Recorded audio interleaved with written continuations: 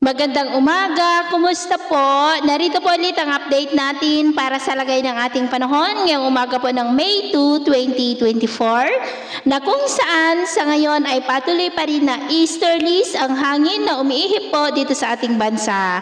Habang nananatili pa rin na mayroong intertropical convergence zone na nag-i-extend naman dyan sa silangang bahagi ng Mindanao at sa ating long range forecast ay wala pa rin naman pong bagyo na namamataan na tatawid dito po sa ating bansa hanggang sa susunod na 2 linggo, pero hindi pa rin inaalis ang posibilidad na may sama ng panahon na mabubuo sa silangang bahagi po ng ating bansa. Ngayong buwan po ng Mayo ay kadalasan na nabubuo ang mga thunderstorm, kaya mag-ingat po tayo sa panganib na dulot ng mga pagkulog at pagkidlat. Pero mas titindi pa rin ang init na ating mararanasan ngayong buwan ng Mayo na posibleng aabot pa ang heat index sa 47 to 55 degrees Celsius sa ilang bahagi ng ating bansa.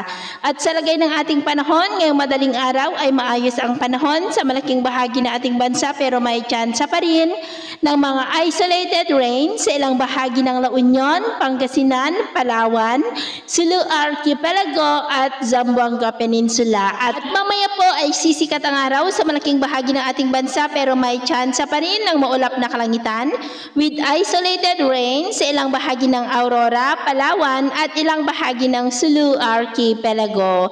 At mamayang hapon, patuloy pa rin ang mainit at maalinsangan na panahon sa malaking bahagi ng ating bansa, pero may tsansa pa rin ng maulap na kalangitan with isolated rain sa ilang bahagi ng Sulu Archipelago, Zamboanga Peninsula at ilang bahagi po ng South Cotabato. At sa atin naman pong mga baybayin, wala naman po tayong nakataas na namang gale warning signals, pero iba yung pag-iingat lamang po kung papalaot tayo para mas makaiwas sa mga sakunang pangkaragatan. So yun po ang latest update natin sa araw na ito. Ako po muli si James na nagsasabing sa kahit na pagsubok po na darating sa ating buhay, huwag po tayong mawawalan ng pag-asa. Thank you and God bless!